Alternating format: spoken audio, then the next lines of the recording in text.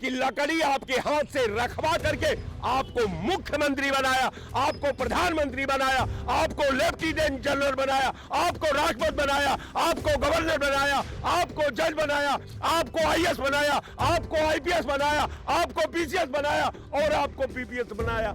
ये कांग्रेस ने बनाया, लेकिन भाजपा वाले पढ़ते नहीं है। 27 में चुनाव होगा, उत्तर प्रदेश से भारतीय जनता पार्टी बाहर हो जाएगा और 29 में मोदी जी भी अपने सारे सगुपों के साथ बाहर हो जाएंगे। आज जो जिस कुर्सी पर बैठी है भारतीय जनता पार्टी, ये कुर्सी भी कांग्रेस ने बनाई है, लेकिन भारतीय जनता पार्टी, ये भाजपा के जब नेता पैदा होते हैं हॉस्पिटल में, वो भी कांग्रेस ने बनाया है। ये जिस university, high school, junior high school, primary पाठशाला में पढ़े हैं, वो भी कॉलेजों को कांग्रेस ने बनाया है। 22 में सीटें कितनी थी समाजवादी पार्टी की, 24 में कितने सांसद थे, अब कौन डूब रहा है? ये तो ज्यादा बेहतर समझा जा सकता है कि केंद्र में नरेंद्र मोदी को 240 पर पटका था, उससे भी बदतर स्थिति तुम्हारी होगी। इन्हें कहा गया फटोगे तो कटोगे, इन्हें कहा गया नफरत फैलाओ, इन्हें कहा गया हिंदू मुस्लिम करो। अब तो ये तो पहले तो करते थे कि हिंदू मुस्लिम की रट लगाते थे, अब इन्होंने इतनी नीचता पे उतर आए हैं कि अब ये स्वर्ण समाज को SC ST OBC से लड़ाने का काम कर रहे हैं। कभी आधार के लाइन में लग जाओ, कभी कोरोना में लग जाओ, अब गैस बंदी में लग जाओ, फिर मतलब लाइने में लगना है आपको, मतलब लाइन से आप छुटकारा नहीं पाओ। अगर भारतीय जनता पार्टी कंधार की पठार में अगर कोई अपनी नई माया की दुनिया बसा दी होगी, तो निश्चित तौर पर वहां 9 लाख लोगों को रोजगार दे दिया होगा। अब कारण ये है कि ये बता दे कि इसने उत्तर प्रदेश के अंदर 1 किलोमीटर कहीं नहर का निर्माण कराया हो, तब बता दे। ये बताए उत्तर प्रदेश में कि एक प्राइमरी पाठशाला का कभी कहीं इसने बनवाया है, तो वो बता दीजिए। ये 1 किलोमीटर बंधा का नाम बता दीजिए जो भारतीय जनता पार्टी द्वारा बनाया गया हो। उत्तर प्रदेश में योगी सरकार को 9 साल पूरे हो गए हैं। सरकार के कार्यकाल को आप कैसे देखते हैं? क्या क्या विकास हुए उत्तर प्रदेश में? 9 साल नकारा सरकार, कोई काम नहीं, कोई रोजगार नहीं, कोई व्यवस्था नहीं, भ्रष्टाचार चरम पे है। जो 2 रुपए काम होता था अब 200 रुपए में होने लगा। आप कहाँ से हैं? उत्तर प्रदेश से हैं? उत्तर प्रदेश में कहाँ से हैं? मैं उत्तर प्रदेश में एक जिला है प्रतापगढ़, आप जानते हैं, मैं उसी जिले का रहने वाला हूँ। अभी लखनऊ में रहते हैं ना? बिल्कुल। लखनऊ के हर चौराहे पर आप जाइए और बड़ी बड़ी होर्डिंग्स लगी हैं जिसमें 9 साल बेमिसाल, मिशन शक्ति, बहुत सी योजनाओं की जो होर्डिंग्स है वो लगाई गई हैं। आप कह रहे हैं 9 साल नकारा सरकार ने कुछ नहीं किया। बिल्कुल, सरकार ने कुछ नहीं किया, सिर्फ होर्डिंग लगाया, अपना प्रचार किया है। वो भी प्रचार करके खुश हैं।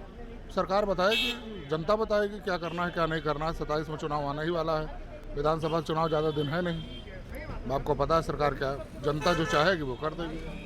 अच्छा, कल भाजपा का जो स्थापना दिवस था, स्थापना दिवस पर उत्तर प्रदेश के मुख्यमंत्री योगी आदित्यनाथ ही मौजूद नहीं रहे, क्या वजह मानते हैं आप?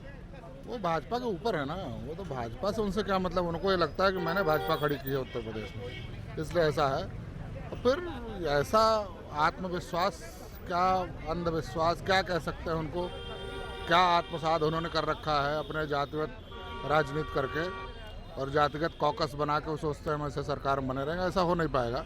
27 में चुनाव होगा, उत्तर प्रदेश से भारतीय जनता पार्टी बाहर हो जाएगा और 29 में मोदी जी भी अपने सारे सगुपों के साथ बाहर हो जाएंगे।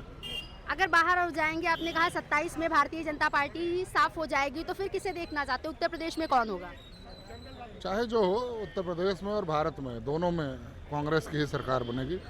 हमारा अलायंस समाजवादी पार्टी से है ही है, तो समाजवादी पार्टी से अलायंस है तो कांग्रेस और समाजवादी पार्टी मिलकर सरकार बनाएगी। मतलब आप कहना चाह रहे हैं कि 2027 का चुनाव कांग्रेस जो है वो अलायंस के साथ, समाजवादी पार्टी के साथ गठबंधन करके लड़ी? अभी तक तो यही है और मुझे लगता है आगे भी यही रहेगा और सरकार बनेगी, कोई रोक नहीं पाएगा। 100% सारी जनता दुखी हुई है। आप भी मीडिया से हैं, आप जनता में टहल रही होंगी, जनता का रुझान ले रही होंगी, रोजगार के बारे में, भ्रष्टाचार के बारे में और नौकरियों के बारे में। आप पता कर लीजिए क्या स्थिति है। अच्छा, सरकार के आंकड़े आपको बता दे रहे हैं। सरकार कह रही है इस सरकार हमने 9 लाख युवाओं को रोजगार दिया है। जब ये विंटर सीजन चल रहा था विधानसभा का, तब की बात है। अभी ये जो शिक्षा मित्र हैं उनका मानदेय बढ़ा दिया, अनुदेशक का मानदेय बढ़ा दिया। अब सरकार कह रही है कि प्रदेश तो खुशहाल है, हम लगातार प्रदेश के हित में काम कर रहे हैं। शिक्षा मित्रों को शिक्षा मित्र बनाया किसने? भाई जब सरकारी नौकरी पा गए थे, वो तनख्वाह पा रहे थे, तो फिर वापस ला के उनको 10,000 रुपये कर दिया और उसके बाद फिर उनको 16,000 रुपये कर दिया।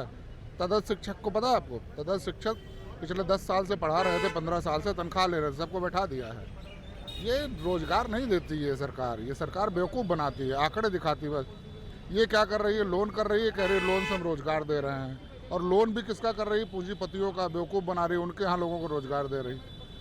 ये आप बताइए, आर्मी में जो नौकरी न दे पाए जो सरकार, जहाँ आर्मी में तक में भ्रष्टाचार घुसता जा रहा है जिस सरकार के कारण, तो वो सरकार किसके लिए, कौन काम, किसके, वो जनता के लिए कोई काम नहीं है उनका। जी सर, उत्तर प्रदेश में 9 साल हो गए सरकार को, सरकार अपनी उपलब्धियां गिना रही है, भाजपा के जो मंत्री हैं वो भी उपलब्धियां बता रहे हैं सरकार ने क्या क्या काम किया। आपकी नज़र में 9 साल में क्या काम हुए? अगर मान लीजिए कि 9 साल में उपलब्धि बता रहे होंगे, तो आप लोग मीडिया के लोग हैं, आपके तो गाइडलाइन में ये होगा ना कि इन्होंने कौन कौन किस किस क्षेत्र में इन्होंने अपनी उपलब्धि को गिनाई है। अगर उस उपलब्धि का कोई विशेषांक जो है आपके नज़रों में है तो आप दीजिए, मैं उस पर बताऊं कि वहाँ क्या हुआ है। कारण ये है कि कल मैंने एक डिबेट में सुन रहा था, वो मुझसे सवाल भी हुआ था, मैं आपके चैनल पर शेयर करता हूँ। किसी ने कहा कि साहब, भाजपा के उप मुख्यमंत्री ने कहा कि साहब हमने 9 लाख लोगों को ये दिया है। हम दिमाग दौड़ाए, हमने कहा कि साहब 9 लाख लोगों को, तो हमने कहा कि ये 9 विभाग नहीं है जहां 1 लाख नौकरी दे सकते। निश्चित तौर पर अगर भारतीय जनता पार्टी कंधार की पठार में अगर कोई अपनी नई माया की दुनिया बसा दी होगी तो निश्चित तौर पर वहां 9 लाख लोगों को रोजगार दे दिया होगा। उत्तर प्रदेश का आप किसी भी क्षेत्र को उठा लीजिए, कल कारखाने को उठा लीजिए, उद्योग धंधा को उठा लीजिए, व्यवसाय को उठा लीजिए, सड़क से लेकर के, नहर से लेकर के, रेलवे लाइन से ले लीजिए, गन्ना मिलों से ले लीजिए, ट्यूबवेल से ले लीजिए, लाइन आर्डर से ले लीजिए, तमाम अगर इनके कालखंड में का ये जितने मैंने डाटा बताया, ये भारतीय जनता पार्टी उसमें एक भी डाटा का अतीत का ईंट नहीं रख पाई है। कारण ये है कि अतीत ये सब कांग्रेस द्वारा रचा गया था। आज जिस कुर्सी पर बैठी है भारतीय जनता पार्टी, ये कुर्सी भी कांग्रेस ने बनाई है, लेकिन भारतीय जनता पार्टी, ये भाजपा के जब नेता पैदा होते हैं हॉस्पिटल में, वो भी कांग्रेस ने बनाया है। ये जिस university, high school, junior high school, primary पाठशाला में पढ़े हैं, वो भी कॉलेजों को कांग्रेस ने बनाया है। लेकिन फिर भी ये कहते हैं कि कांग्रेस ने 60 साल में क्या किया है, तो इसका एक ही मेरा जवाब है कि अगर कांग्रेस नहीं होती तो शायद आज तुम जवाब नहीं पूछते, सवाल नहीं करते। कारण कि जब पुत्र नालायक हो जाता है तो अपने बाप से ही सवाल कर डालता है कि तूने क्या किया है हमारे पास, तो बाप के पास कोई जवाब नहीं रह सकता। इसलिए कि बेशर्मी का कोई जवाब नहीं होता, सवाल का जवाब होता है। लेकिन जब समाज बेशर्म हो जाए, जो सिस्टम बेशर्म हो जाए, उसमें पलने वाले लोग बेशर्म हो जाएं, तो उनका जवाब कोई नहीं होता। मैं निश्चित तौर पर आपके चैनल पर कह रहा हूं कि देश और प्रदेश की सद्भाव बिक गया है, प्रदेश की एकता बिक गई है, प्रदेश की मिल्लत बिक गई है, प्रदेश का सद्भाव बिक गया है, प्रदेश का सिस्टम बिक गया है। अब बस वही बचा है बहादुर शाह जफर वाली लाइन अंतिम कि 2 आरज़ू में कट गए साहब, आ 2 इंतजार में। यही भारतीय जनता पार्टी का आपके चैनल पर मैं बार बार कहता हूं कि भारतीय जनता पार्टी अपने कालखंड में एक बता दे कि इसने 100 करोड़ रुपए का एक कारखाना उत्तर प्रदेश के भूगोल में कहीं निर्माण कराया हो तो मैं मान जाऊं। अब कारण यह है कि ये बता दे कि इसने उत्तर प्रदेश के अंदर 1 किलोमीटर कहीं नहर का निर्माण कराया हो तब बता दे। ये बताए उत्तर प्रदेश में कि एक प्राइमरी पाठशाला का कभी कहीं इसने बनवाया है तो वो बता दीजिए। ये 1 किलोमीटर बंधा का नाम बता दीजिए जो भारतीय जनता पार्टी द्वारा बनाया गया हो। लेकिन ये सवाल किससे करती है? कांग्रेस से कि 60 साल में क्या हुआ। अरे हम 60 साल में नहीं करते, तो आप मुख्यमंत्री नहीं होते, आप प्रधानमंत्री नहीं होते, कहीं जंगल में लकड़ी बीन रहे होते। यही आपकी उपलब्धि थी और कांग्रेस ने यही किया कि लकड़ी आपके हाथ से रखवा करके आपको मुख्यमंत्री बनाया, आपको प्रधानमंत्री बनाया, आपको लेफ्टिनेंट जनरल बनाया, आपको राष्ट्रपति बनाया, आपको गवर्नर बनाया, आपको जज बनाया, आपको आईएएस बनाया, आपको आईपीएस बनाया, आपको पीसीएस बनाया और आपको पीपीएस बनाया। ये कांग्रेस ने बनाया। लेकिन भाजपा वाले पढ़ते नहीं है, भाजपा वाले केवल सवाल करते हैं, जवाब इनके पास कोई नहीं है। अगर ये आत्मसात करके एकांत में पूछे कि 60 साल में अगर कांग्रेस नहीं होती तो तुम्हारी पार्टी नहीं होती, फिर तुम वही काम करते जो अंग्रेजों के समय में करते आए हैं। यही आपका इतिहास है। जय हिंद।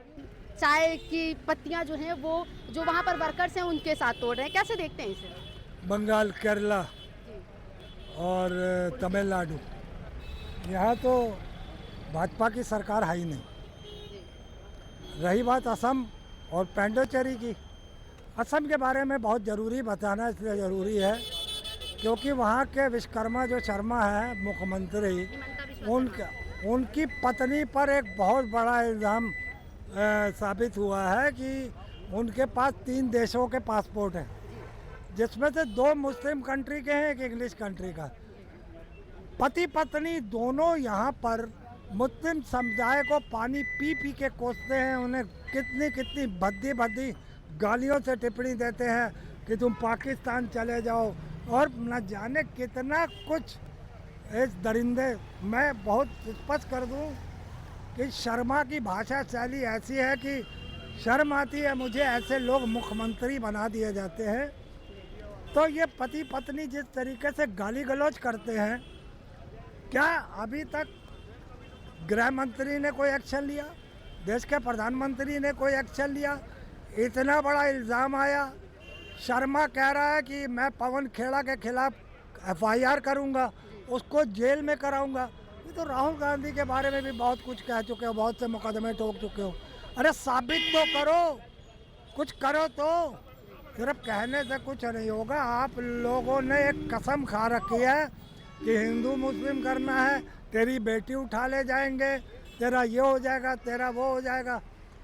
अब क्या गृह मंत्री या प्रधानमंत्री जब असम के दौरे में जाता है तो वो ये कहता है कि हम नहीं हैं, इसीलिए जो है घुसपैठिए घुस आते हैं बंगाल में।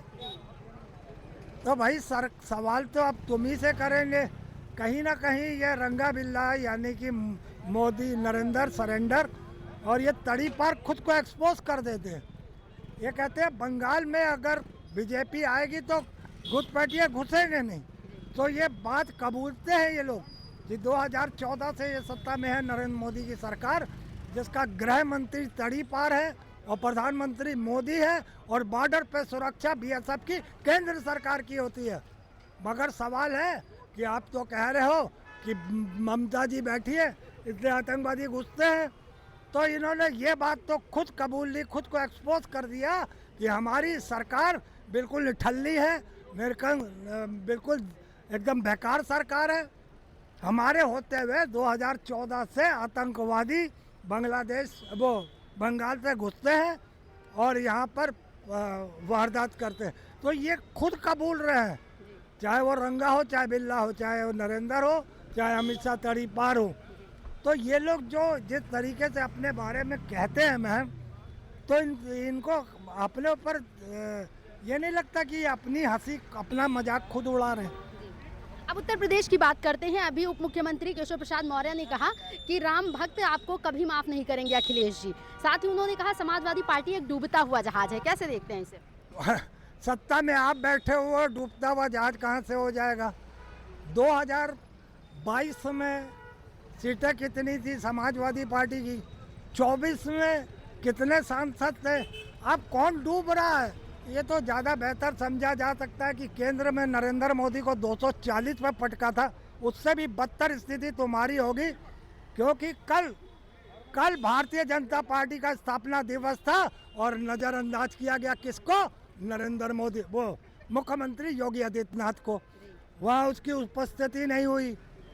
क्या वो अपने आप को बीजेपी का नहीं समझता? क्या बीजेपी के लोग उसे बीजेपी का नहीं समझते?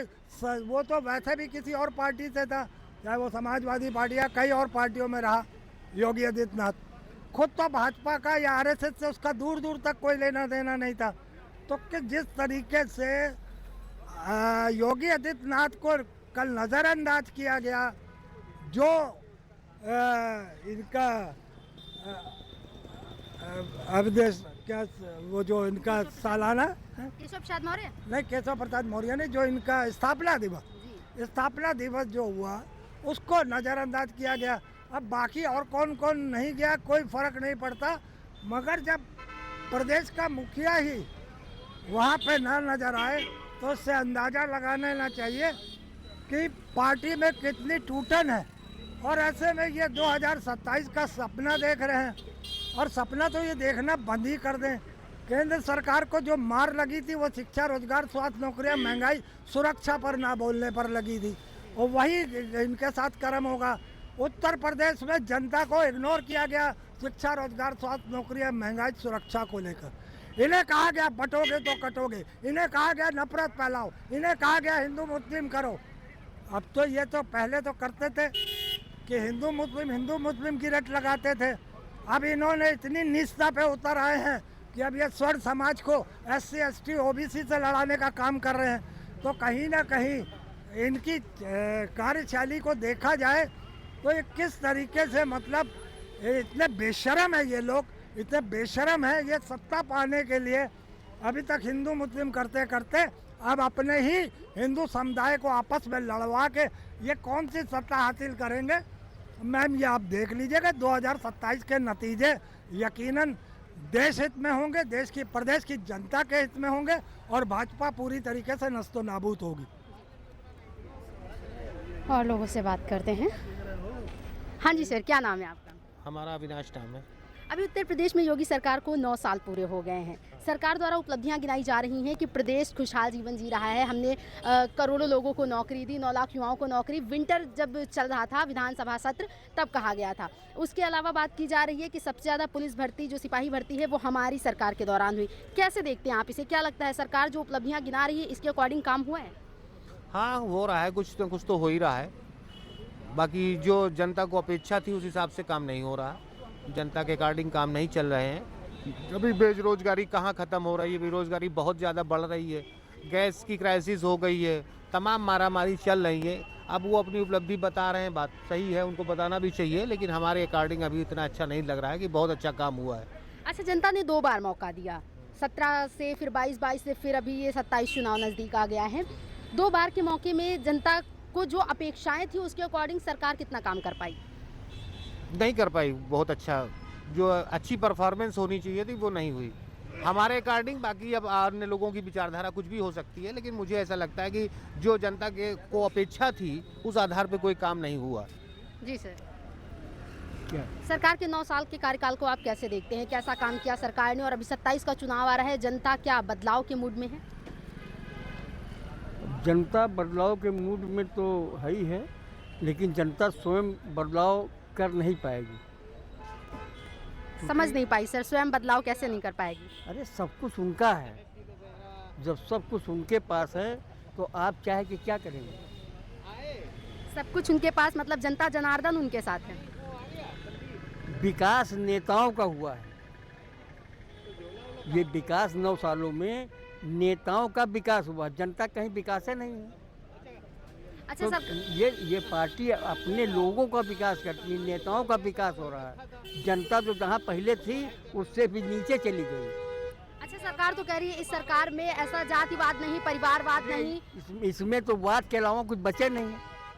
अब क्या बचा है? पहले हिंदू मुसलमान लड़ाए, फिर भारत पाकिस्तान कराए हैं, अब जो बचा था अब हिंदू लड़ा रहे हैं, अपर क्लास और लोअर क्लास उसमें लड़ा रहे हैं। तो इनके पास तो लड़ाने के अलावा कोई विकल्प नहीं। ये हमेशा वो शब्द बोलते हैं, वो ये एक एक शब्द में वो चाहते हैं जिसमें हिंदू मुसलमान कहीं ना कहीं से आ जरूर जाए।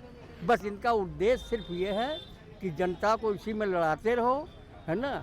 और इन 10 सालों में जनता सुकून से कहाँ जी बताइए? हमको नहीं लगता। कभी आधार के लाइन में लग जाओ, कभी कोरोना में लग जाओ, अब गैस बंदी में लग जाओ, फिर मतलब लाइने में लगना है आपको, मतलब लाइन से आप छुटकारा नहीं पाओगे। तो ऐसी सरकार से तो भगवान दूर रखे और जनता को सद्बुद्धि दे कि अपने वोट का अधिकार समझे का प्रयास करें। 27 चुनाव आ रहा है, क्या लगता है जनता किसे देखना चाहेगी? जनता बहुत कुछ देखना चाहती है। जनता जब तक ये रहे, जनता कुछ नहीं देख पाएगी, देखते हुए अंधे बना देंगे ये। मतलब कुछ नहीं भाई, आप कुछ भी करो, सत्ता में इनको रहना है। जब तक ये रहेंगे तब तक सत्ता इनके पास रहेगी, कुछ कर नहीं सकते आप। जी, क्या कुछ कहना चाहेंगे? कह रहे सत्ता इनके हाथ ही रहेगी। सत्ता बदलनी चाहिए और जब तक सत्ता बदलती नहीं है तब तक राष्ट्र का किसी भी विकास नहीं हो सकता है। जहाँ तक हमने पढ़ाई किया है, मैंने जर्मनी के बारे में पढ़ा है, वहाँ के हिटलर के बारे में पढ़ा है।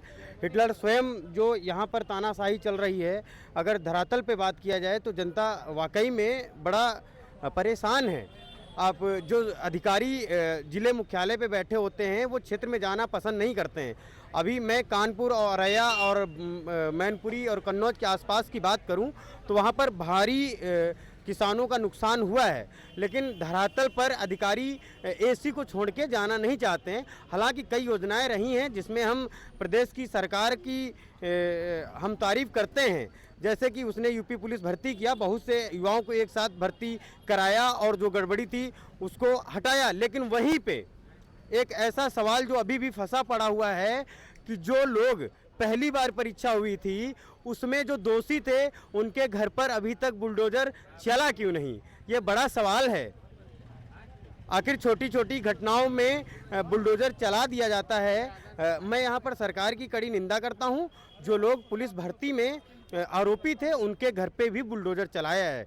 दूसरी बात, अभी मैं देख रहा हूँ कि गैसबंदी से जनता पीड़ित है। सरकार चारों तरफ यह बोल रही है कि गैस पूरी तरीके से भरपूर मात्रा में मिल रही है। मैं पढ़ा लिखा हुआ बंदा हूँ, मैं अगर धरातली स्थिति बता दूँ आपकी तो शहर मुख्यालय में क्या स्थिति चल रही है या नहीं चल रही है, लेकिन ग्रामीण और जो लखनऊ के पास वाले इलाके हैं जैसे लखनऊ उन्नाव हो गया, रायबरेली हो गया, बाराबंकी हो गया, सीतापुर, हरदोई, इन जिलों में स्थिति इतनी बदहाल है कि अगर मैं कोई सवाल कर रहा हूँ तो मुझे इसके जवाब में कहीं मेरे घर पे भी बुलडोज़र ना चल जाए। बाकी आप समझदार हैं, मेरी बात को बस नहीं तो मतलब इस बात का भय है कि अगर आप अपना जवाब दे देंगे तो बुलडोजर चल जाएगा। ऐसा है, अक्सर अधिकारी फ़ोन किया करते हैं। मैं अग्निवीर में जब अग्निवीर आया मैंने उसका विरोध किया। जनपद उन्नाव से मैं छात्र नेता था, तो एसएचओ उस समय थे हमारे यहाँ पर राघवेंद्र सिंह। उन्होंने कहा कि अगर तुम इस आंदोलन का हिस्सा बने तो बात ठीक नहीं होगी। मतलब लोकतंत्र किस तरीके से बचा है, खुलेआम धमकी। बिल्कुल। आपातकाल की अगर बात करें तो हमारे जनपद या किसी भी जिले से आपातकाल में स्वतंत्र रूप से बोलने की जो बातें थीं वो इस समय नहीं है। अधिकारी ऐसा लगता है ताबड़तोड़ शाब्दिक गोलियां चला रहे हैं। मतलब आपको शरेआम धमकी मिली और आपने इस पर कोई एक्शन नहीं लिया, वो भी एक प्रशासनिक व्यक्ति द्वारा आपको धमकी दी जा रही है। किसके पास जाएं, कौन सुनेगा? सीएम पोर्टल पे शिकायत करो भाई। आप मानेंगे वहाँ से सीएम पोर्टल पे शिकायत की जाती है। अगर थाने से संबंधित कोई मामला होता है तो वहाँ से ओटीपी जबरदस्ती मांग लेते हैं। भाई साहब आप ओटीपी दे दीजिए, कोई दिक्कत नहीं, आपका समाधान हो चुका है। मैं भुक्तभोगी हूँ। अभी मेरे पास कई सारी चीज़ें हैं जिनके संबंध में मैं फ़ोन पे दिखा सकता हूँ। पूरे उत्तर प्रदेश के जो वरिष्ठ साहित्यकार हैं, पत्रकार हैं, श्री हृदय नारायण दीक्षित जी, जनपद उन्नाव के लौआ गांव के निवासी हैं। मैंने उसके संबंध में, उनके सम्मान में मैंने एक IGRS में शिकायत की कि हमारे ज़िले में श्री दीक्षित जी ने जो पुस्तकालय पास करवाया है, ई-लाइब्रेरी, उसमें कम से कम उनके द्वारा लिखित कई सारी पुस्तकें मुहैया कराई जाएं। अभी तक लगभग 2.5 महीने हो गया है, अभी कोई जवाब नहीं आया है। इस स्तर से समझ सकते हैं कि सीएम हेल्पलाइन की स्थिति क्या है। और इसके अभी 10 दिन पहले वहाँ पर जो कार्मिक बहनें थी हमारी, उनको 7,000 वेतन जो मिल रहा है, बताया गया 15,000। सब कुछ आपके सामने है। अगर ज़्यादा बोलूँगा तो शंका है मेरे भी घर पे बुलडोजर चल जाए। मतलब इतना खौफ कि सरकार का बुलडोजर इतना फ्री है कि आप जरा सा अपनी बात रखेंगे तो बुलडोजर चल जाएगा। ऐसी बातें लोग बोल रहे हैं, वातावरण बनाए हुए वो कौन लोग हैं? लेकिन मैं तो हर अधिकारी से जवाब तलब कर लेता हूँ, लेकिन अधिकारी ऐसी से निकलना नहीं चाहते हैं।